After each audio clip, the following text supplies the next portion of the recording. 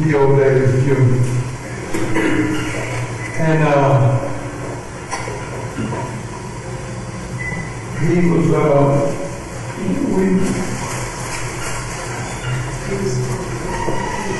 we were supposed to go to Japan, so Don Elmer got in touch with Bill Davis Jr. and he got us back to Columbus, Ohio. And that's when we went into the Tuskegee Airmen. For the young kids in the group, in order to get into the Tuskegee Airmen, the pilots, you had to have 2 years or more of college. And so my father had not entered college yet, so he had to take a test for to be a mechanic. But at that time, African Americans did not have a whole lot of education and a whole lot of training. So he had to have had knowledge already in order to pass the test. So normally when I talk to young people, I tell them that most of the time you're going to have one major opportunity in life, and you have to be prepared for that. He took that test, and if he was not prepared mentally, in his mind, he had to study extra hard in order to be ready for that test. But if he could have passed the test, then he would be sitting right here today. You have to be ready. You have to study. You have to obey your parents. You have to obey your teachers, because you don't know when your opportunity is going to come. His opportunity came when he took that test, and he passed it. He was 19, and my father is. A few words I usually go and talk but after basic training, he was supposed to go to Japan to clean up. World War II was not over yet.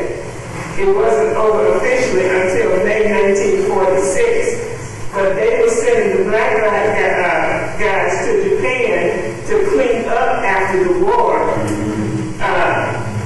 And he didn't want to do that. So that's when they got in contact with Benjamin Davis Jr. and told him that they heard that they were having and putting together a black troop. And also at that time, the only thing that black guys could do in the military was be cooks, clean, maintenance. That's all that they could do. But the Tuskegee Airmen, they trained them to be pilots, to be radio operators, a mechanic. My father learned how to work on an airplane and an engine mechanic during his time with the Tuskegee Airmen. And a lot of guys did not get that opportunity. Also, he has a story to tell when he went to the White House. In 1949, President Harris Truman was inaugural parade. In January of 1949, it was the first televised and first integrated. The Tuskegee Airport invited to be in the parade, and up until then, they only invited the white troops. But since the Tuskegee Airmen had performed so well during World War II, they were invited. But also, a lot of people don't know that the Tuskegee Airmen was only an experiment. Yes.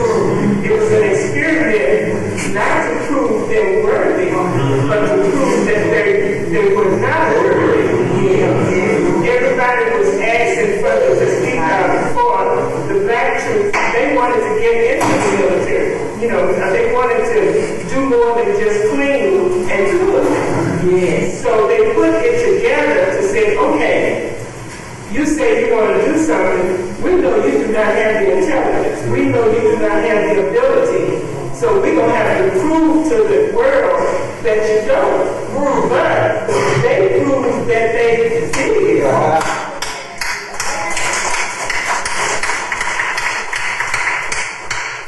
don't know how many people have seen the Red Tails movie. If you have not, please go see it. Take your kids, take your grandkids. It is entertainment, but the major part of the movie is correct. When they first, my father didn't go overseas. He was a mechanic.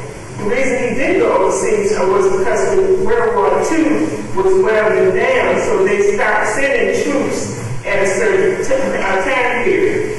So he didn't go overseas. But when the pilots, when they first started doing things with the troops in World War II, they didn't want the Tuskegee Airmen to accompany them until they proved that they could.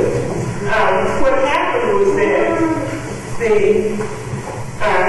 escorters for the Tuskegee Airmen were, up until that time, the escorters also were bombers. And when the bombers went to bomb, most of them did not make it back because the Germans shot them down before they got there. So what they did for the Tuskegee Airmen, they said, okay, we want you to stay with the guys. And that was a sacrifice for them to do that because everyone was trying to shoot down as many planes as they could.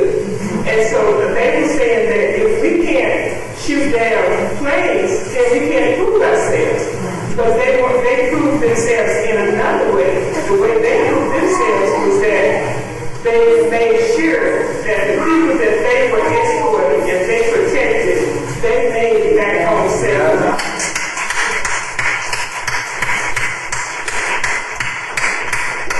And then after that, the white troops were requesting them.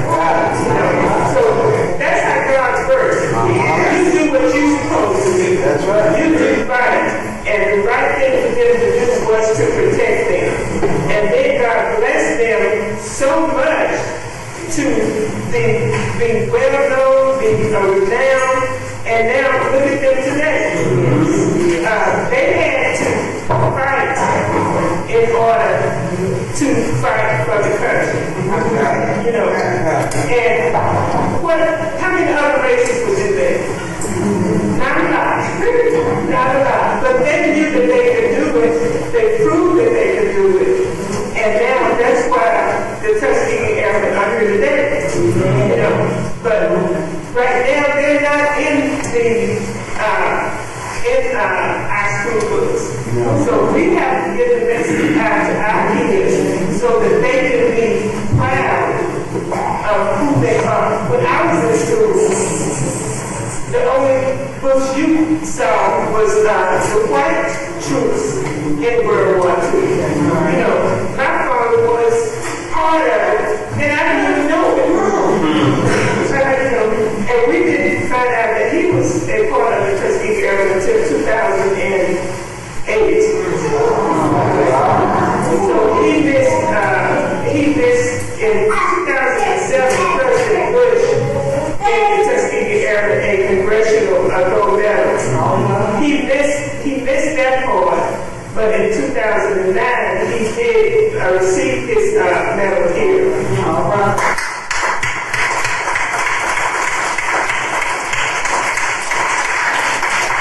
But I want to tell you about the inaugural parade, January 1949.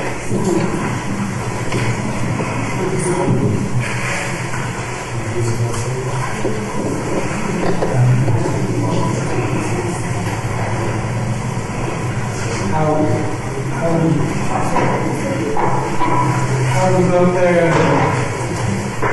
in 1929 with President air raid food